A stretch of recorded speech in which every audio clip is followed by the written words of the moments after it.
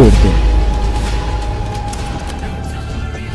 जासूसी, फरार, हिम्मत, सरफरोशी, वतन की खातिर जान की बाजी लगाने वाले एक गुमनाम मुजाहिद की सनसनीखेज दास्तान, दुश्मन के दिल में बैठकर अपने वतन का दिफा करने वाला शेर दिल।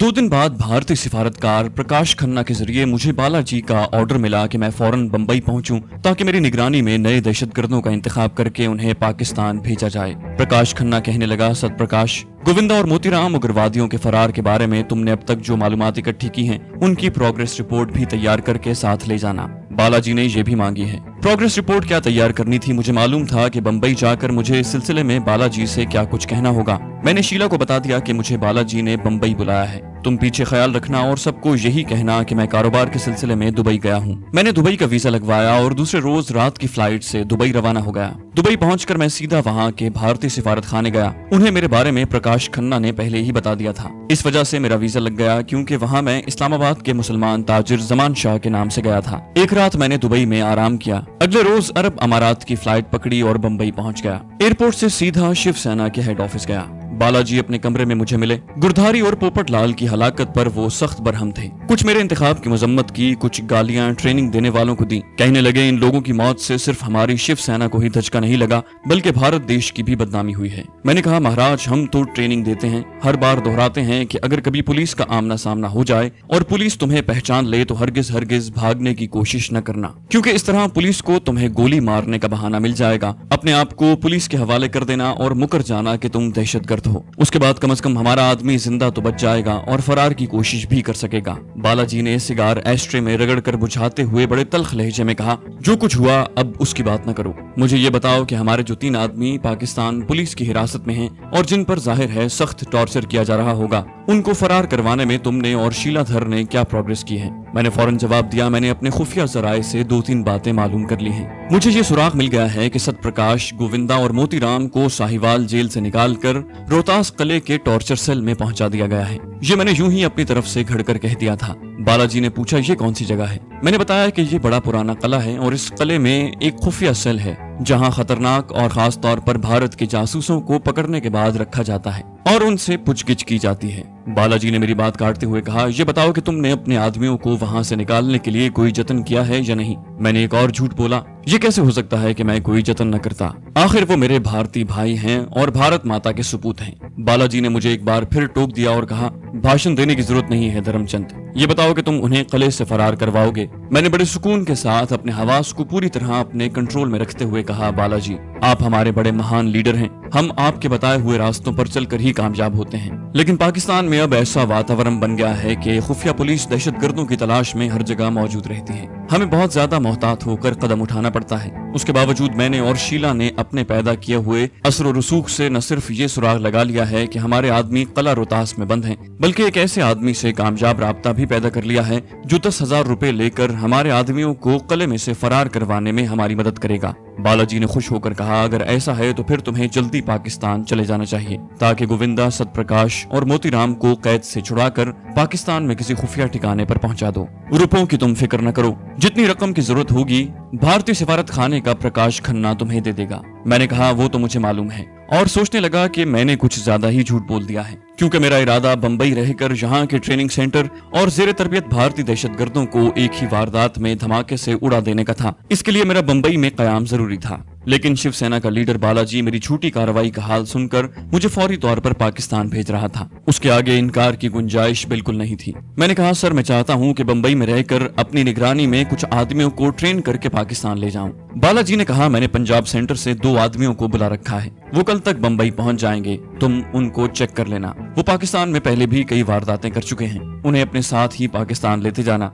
बाकी हमने यहाँ के दोनों इंस्ट्रक्टर्स बदल लिए हैं और नए आदमियों को ट्रेनिंग देने पर रख लिया है। शाम को बालाजी मुझे अपने साथ दहशतगर्दी के तरबियती मरकज में ले गया और वहाँ जो नए इंस्ट्रक्टर्स मुलाजिम रखे थे उनसे मिलाया। ये दोनों मद्रासी थे, फरफर अंग्रेजी बोलते, जूडो कराटे के माहिर थे और बेंगलोर के मुस्लिम कुश फसादात में कई मुसलमानों को शहीद कर चुके थे। अब मुझे उनसे कोई दिलचस्पी नहीं रही थी। मेरा प्रोग्राम तब्दील कर दिया गया था और दहशतगर्द मेरे गले में डालकर मुझे वापस पाकिस्तान रवाना किया जा रहा था। मैंने भी दिल में फैसला कर लिया कि इन भारतीय दहशतगर्दों को तो जाते ही ठिकाने लगा दूंगा, बल्कि सोचने लगा कि अगर रास्ते में ही मौका मिला तो इनको खत्म कर दूंगा और जाहिर करूंगा कि बॉर्डर पर फायरिंग होने लगी थी, इसलिए दोनों मारे गए। अगरचे ये काम इतना आसान नहीं था और इसमें मुझ पर शक पड़ने का अंदेशा था। बहरहाल ये बात तय थी कि मैं 2-3 दिन से ज्यादा बंबई में नहीं ठहर सकूंगा और भारत में शिवसेना और राष्ट्रीय सेवक संघ के पाकिस्तान दुश्मन दहशतगर्दी के तरबेती कैंपों को तबाह करने का काम कुछ देर के लिए मुलतवी करना पड़ेगा, और ऐसा ही हुआ। दूसरे रोज पंजाब से 2 तरबियत याफ्ता दहशतगर्द बंबई शिवसेना के हेड ऑफिस पहुंच गए। दोनों का ताल्लुक शिवसेना की पंजाब शाख से था। दोनों जराइम पेशा हिंदू और कई बार जेल काट चुके थे। दोनों पंजाबी थे और उन्हें देहाती मुसलमानों के तौर तरीकों की बड़ी सख्त ट्रेनिंग दी गई थी। दोनों ने मुझसे मिलते ही मुझे बेधड़क अस्सलाम वालेकुम कहा। इसका अचानक मुझ पर ऐसा असर हुआ कि मेरे मुंह से बेइख्तियार वालेकुम अस्सलाम निकल गया। बालाजी ने मेरी तरफ देखा और कहा, तुम तो पक्के मुसलमान लगते हो धर्मचंद, कहीं पाकिस्तान में रहकर तुमने इस्लाम तो नहीं कबूल कर लिया? मैंने कहा, महाराज पाकिस्तान में मुसलमान बनकर रह रहा हूँ, ये उसी का असर है। बालाजी ने कहा, ये दोनों बड़े गुरु हैं, एक एक खून भी कर चुके हैं। पंजाब पुलिस की मार खा खा कर इनके बदन पत्थर बन गए हैं। हमने खास तौर पर इन्हें भर्ती किया है, खुद बम बना लेते हैं। पिस्तौल का निशाना ऐसा है कि उड़ते कव्वे को फायर करके गिरा लेते हैं। इस दौरान दोनों दहशतगर्द खामोशी से मेरी तरफ देखते रहे। वो शक्ल ही से कातिल लगते थे। बालाजी कह रहा था, इनके दिल भारतीय जेलों में रह रह कर पत्थर हो गए हैं, मुसलमानों के जानी दुश्मन हैं। मेरठ में जो हिंदू मुस्लिम फसादात हुए थे, उनमें मेरठ के राष्ट्रीय सेवक संघ वालों ने खास तौर पर मेरठ इन्हें बुलवाया था। इनका बयान है कि एक हफ्ते के फसादात में अकेले इन दोनों ने 50 मुसलमानों का कत्ल किया था और 1000 से ज्यादा मुसलमानों के घरों को आग लगाई थी। मुसलमानों की 15 लड़कियों को अगवा करके कलकत्ता ले जाकर फरोख्त कर दिया था। बालाजी ने हंसकर दोनों शैतान सिफत भारतीय दहशतगर्दों की तरफ देखा। दोनों दहशतगर्द भी हंस रहे थे। उनमें से एक का नाम रामराज और दूसरे का नाम कांति था। उन्हें उर्दू लिखना पढ़ना आता था और उन्हें 5 वक्त की नमाज पढ़ना भी सिखा दी गई थी। मैंने दिल में सोच लिया कि मुसलमानों के इन कातिलों को तो मैं किसी सूरत जिंदा नहीं छोड़ूंगा। मैं बालाजी की तरफ देख रहा था और अपने दिल में कह रहा था कि कांति और रामराज का क्रियाक्रम कर छोड़ो, ये अब पाकिस्तान से वापस नहीं आएंगे। वापस आई तो इनकी बदरूहें ही भारत वापस आएंगी। ऊपर से मैंने कहा, महाराज हमें ऐसे ही दलेर बहादुरों की जरूरत है। बालाजी ने कहा, बस सुबह तुम तीनों बंबई से अमृतसर की तरफ रवाना हो जाओगे। मैंने ताजुब से कहा, सर क्या इस बार हम राजस्थान से बॉर्डर क्रॉस नहीं करेंगे? बालाजी सिगार सुलगाते हुए बोला, नहीं, राजस्थान के बॉर्डर पर आजकल पाकिस्तानी गश्त लगाते फिरते हैं, वहाँ से बॉर्डर क्रॉस करना मुश्किल हो गया है। तुम लोग अमृतसर से अट्टारी जाओगे और वहाँ से समझौता एक्सप्रेस में हिंदू यात्रियों के साथ पाकिस्तान में दाखिल होगे। मैंने कहा, लेकिन महाराज जी यात्रियों के पास तो पासपोर्ट होते हैं, इनको आरजी वीजे मिले होते हैं, बॉर्डर पर इनके नाम और पते वगैरह दर्ज होते हैं और वापसी पर भी इनकी जांच पड़ताल होती है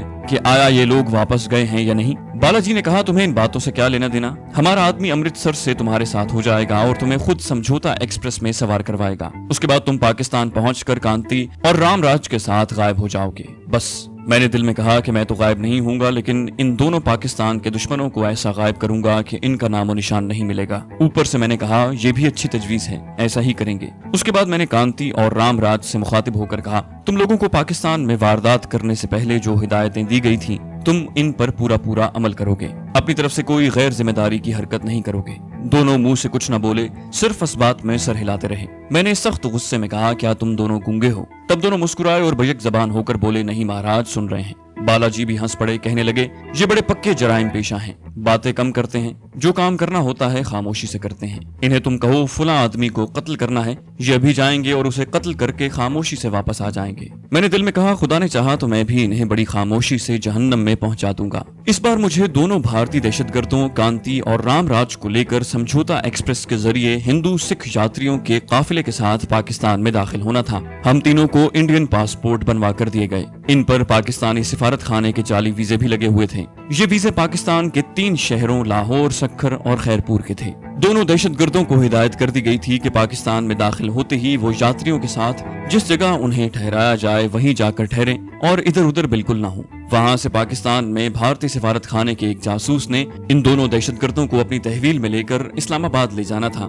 और मुझे उनसे अलग होकर अपने तौर पर मुसलमान जमान शाह के नाम से इस्लामाबाद पहुंचना था। बम्बई से अमृतसर हम जनता एक्सप्रेस में बैठ कर आए। वहां से समझौता एक्सप्रेस में सवार हो गए। ट्रेन में पहले ही से काफी हिंदू सिख यात्री सवार थे। ये लोग पाकिस्तान में गुरुद्वारों और मंदिरों और तीर्थ स्थानों की यात्रा करने जा रहे थे। इनकी बाकायदा एक तादाद मुकर्रर थी और बॉर्डर पर रजिस्टरों में इनके नाम का इंदराज भी हुआ। फिर मेरी समझ में नहीं आता था कि जो लोग गायब हो गए उनके बारे में कुछ पता क्यों नहीं लग सका। लाहौर स्टेशन पर हम लोग चेकिंग के बाद बाहर निकले तो भारतीय सिफारत खाने का आदमी मिल गया। उसने वहीं से कांति और रामराज को अपनी तहवील में ले लिया। मैं वहां उनसे अलग हो गया और बस पकड़कर इस्लामाबाद पहुंच गया। उसी रात प्रकाश खन्ना ने मुझसे मुलाकात की। मैंने उसे कांति और रामराज दोनों दहशतगर्दों के बारे में बालाजी की हिदायत और दूसरी तफसील से आगाह किया। प्रकाश कहने लगा, ठीक है धर्मचंद, तुम अपने मिशन की तरफ तवज्जो दो। इन दहशतगर्दों को मैं काम पर लगा दूंगा और इनसे लाहौर और दूसरे शहरों में अपनी मर्जी की जगहों पर धमाके और फायरिंग करवाऊंगा। प्रकाश खन्ना के इस फैसले से मुझे तशवीश जरूर हुई, क्योंकि मुझे ये हरगिज गवारा नहीं था कि ये लोग पाकिस्तानियों का खून बहाते फिरें। मैंने दिल में तय कर लिया था कि किसी मजबूरी के तहत भी इन्हें इतनी इजाजत नहीं दूंगा। मगर उस वक्त मैंने प्रकाश खन्ना की हाँ में हाँ मिलाना ही मुनासिब समझा। मुझे जो मिशन दिया गया था वो पुलिस की हिरासत में तीनों भारतीय दहशतगर्दों को फरार करवाना था। ये दहशतगर्द सतप्रकाश, मोतीराम और गोविंदा थे। मैंने आधी रात के बाद खुफिया टेलीफोन कॉल के जरिए भट्ट साहब को अपने बम्बई के सफर की पूरी तफसीलात बता दी और ये भी बता दिया कि मेरे साथ 2 नए दहशतगर्द समझौता एक्सप्रेस के जरिए पाकिस्तान में दाखिल हुए हैं। इसके जवाब में भट्ट साहब ने कहा, हमें मालूम है, हमारे आदमियों ने तुम्हारे साथ आने वाले उन दोनों भारतीय दहशतगर्दों को देख लिया था, मगर मसलहत की बिना पर उन्हें कुछ नहीं कहा गया। हमने भारतीय सिफारत खाने के आदमियों को भी देख लिया था। मैंने उन्हें जवाब दिया, ये दोनों बड़े खतरनाक जराइम पेशा दहशतगर्द हैं और पहले ही कई खून कर चुके हैं। मैं इनकी वारदात के प्रोग्राम से आपको 24 घंटे पहले मुत्तला कर दूंगा। मेरी तरफ से आपको इजाजत है, मुझे किसी मसलहत से काम नहीं लेना। आप बेशक ऐन मौके पर उन दोनों को गिरफ्तार कर लें या गोली से उड़ा दें, मैं शिवसेना वालों से खुद ही निमट लूंगा। भट्ट साहब ने कहा, क्या तुम एक दिन के लिए लाहौर नहीं आ सकते? तुमसे एक मुलाकात जरूर होनी चाहिए। मैंने 2 दिन बाद लाहौर आकर मुलाकात का वादा कर लिया। ये 2 दिन मैंने और शीला ने काफी मसरूफियत के साथ गुजारे। रात को पार्टी होती और दिन के वक्त भारतीय सिफारतकार प्रकाश खन्ना हमारे पास आकर हमें यही कहता रहता कि सतप्रकाश, गोविंदा वगैरह को जैसे भी हो पुलिस की कैद से फरार करवाने का बंदोबस्त किया जाए। मुझे लाहौर जाने का बहाना मिल गया। मैंने प्रकाश से कहा, मुझे खबर मिली है कि हमारे तीनों आदमियों को लाहौर किले में लाया जा रहा है। मैं इस खबर की तस्दीक के लिए लाहौर जा रहा हूँ। वो बोला, जरूर जाओ, मगर इस बार पूरी रिपोर्ट लेकर आना ताकि हम अपने आदमियों को भगा सकें। मैंने उसे 2 टोक जवाब देते हुए कहा, मिस्टर प्रकाश खन्ना, पाकिस्तानी पुलिस कोई इतनी भी बेकार नहीं है कि हम आसानी से अपने खतरनाक आदमियों को भगाने में कामयाब हो जाएं। इसके लिए बड़ी मेहनत से सोच समझ कर मंसूबाबंदी करनी होगी और इस किस्म के मामलात को मैं तुमसे बेहतर समझता हूँ। मैंने जानबूझकर इस भारतीय सिफारतकार को दबाया था। मैं उसे अपनी जगह पर रखना चाहता था। वो सिर्फ हमारी मदद और ताउन के लिए था। वो हमें हुक्म देने की पोजीशन में नहीं था। खुफिया पुलिस को मालूम था कि भारतीय सिफारतकार मुझसे छुप छुप कर मुलाकातें करता है, लेकिन चूंकि ये मुलाकातें पाकिस्तान के मफाद थीं और इनसे पाकिस्तान की खुफिया सर्विस को भारत के नापाक अजाइम से आगाही मिलती रहती थी और दूसरी वजह यह थी कि मैं खुद इन मुलाकातों में शामिल था, इसलिए पुलिस उस पर हाथ नहीं डाल रही थी, वरना उसे कब का नापसंदीदा शख्स करार देकर पाकिस्तान से निकाल दिया गया होता। मुझे दूसरे दिन की सुबह की फ्लाइट से लाहौर जाना था। रात को भी एक छोटी सी पार्टी थी। ये पार्टियां मैं महज भारतीय सिफारत खाने वालों और उनके तवस्सुत से बम्बई में शिवसेना के लीडर बालाजी को ये जाहिर करने के लिए देता था कि मैं अपने काम में लगा हुआ हूँ। दूसरे तीसरे दिन मैं उन्हें ये रिपोर्ट भी भिजवा देता कि मुझे आहिस्ता आहिस्ता अपने आदमियों के बारे में मालूमात हासिल हो रही हैं। मैं लाहौर पहुंच गया। भट्ट साहब को मैंने वक्त बता दिया था। वो अपने ऑफिस में मेरा इंतजार कर रहे थे। मलिक साहब उन दिनों दुबई गए हुए थे। भट्ट साहब को मैंने अपने बम्बई के क़याम और बालाजी से मुलाकात और उनके पाकिस्तान के खिलाफ नापाक अज़ाइम की पूरी तफसील बता दी। सबसे पहले मैंने उनसे अपने हमशक्ल यानी असली धर्मचंद के बारे में पूछा कि वो कैद खाने में ही है। भट्ट साहब हंस कर कहने लगे, हैदर अली, असली धर्मचंद की तुम फिक्र न करो, वो उस वक्त तक खुफिया जगह पर तय खाने में बंद का बंद रहेगा जब तक तुम्हारा मिशन मुकम्मल नहीं हो जाता,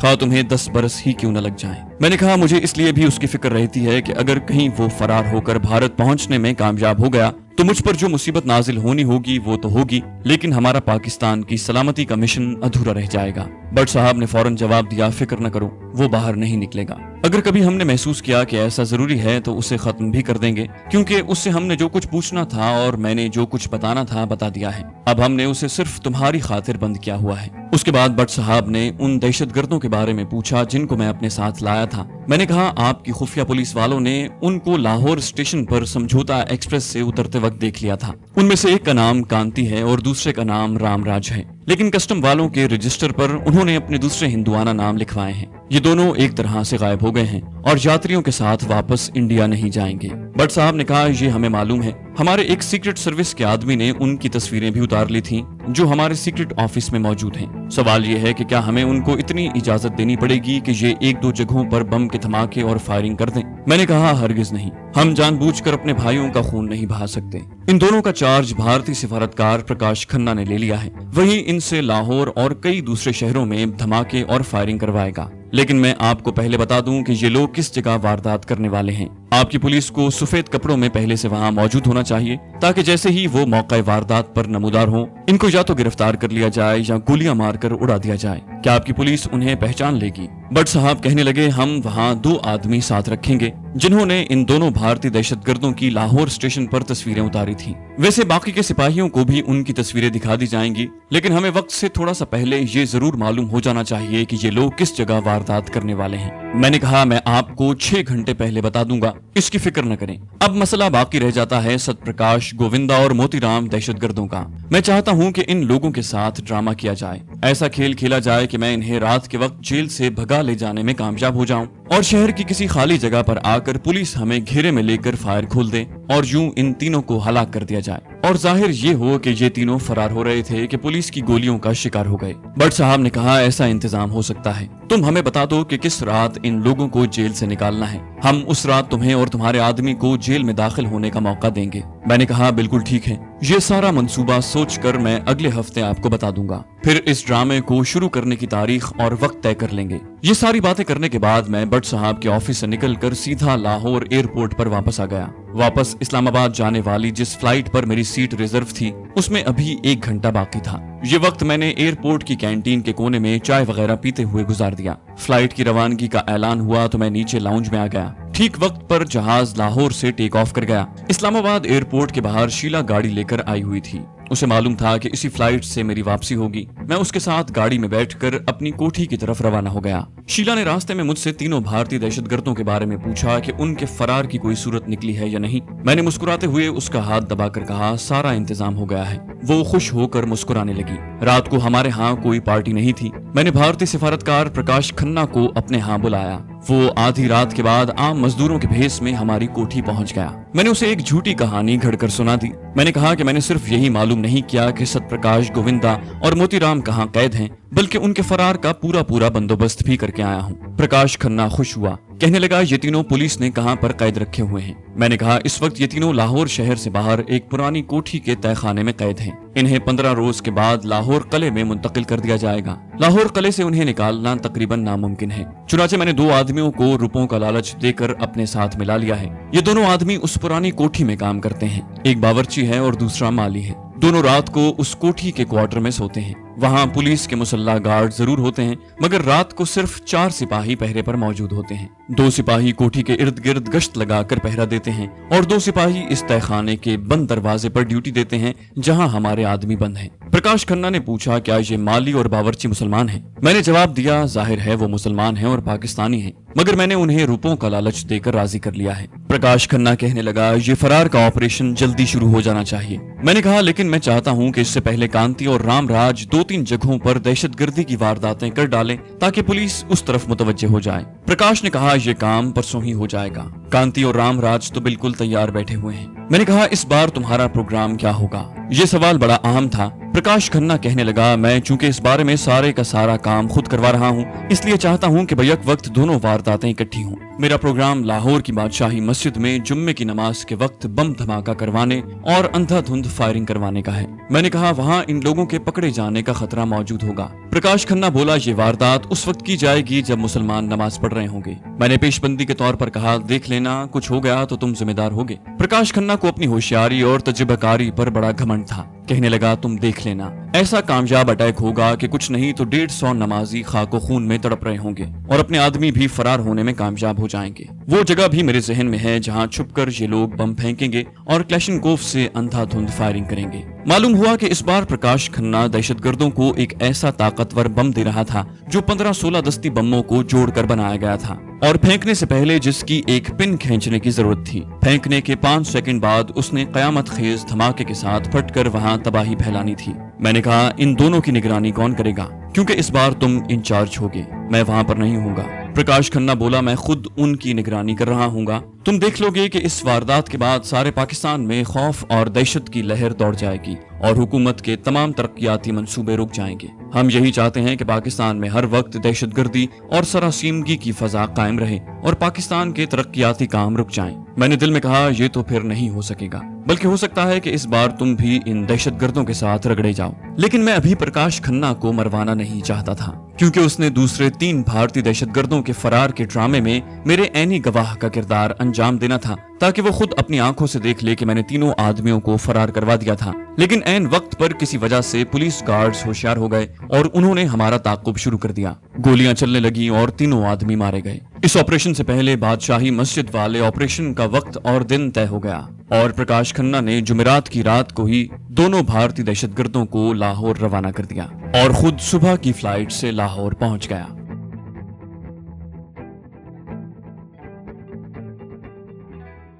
तो दोस्तों, ये थी हमारी आज की एपिसोड। उम्मीद करते हैं आपको हमारी कहानी पसंद आई होगी। जाने से पहले इस वीडियो को लाइक कीजिए और शेयर करना मत भूलिए। कमेंट करके हमें बताइए कि आपको हमारी वीडियो कैसी लगी, और अगर अभी तक आपने इस चैनल को सब्सक्राइब नहीं किया तो इसे सब्सक्राइब कीजिए और बेल आइकन दबाकर ऑल नोटिफिकेशंस ऑन कर लीजिए।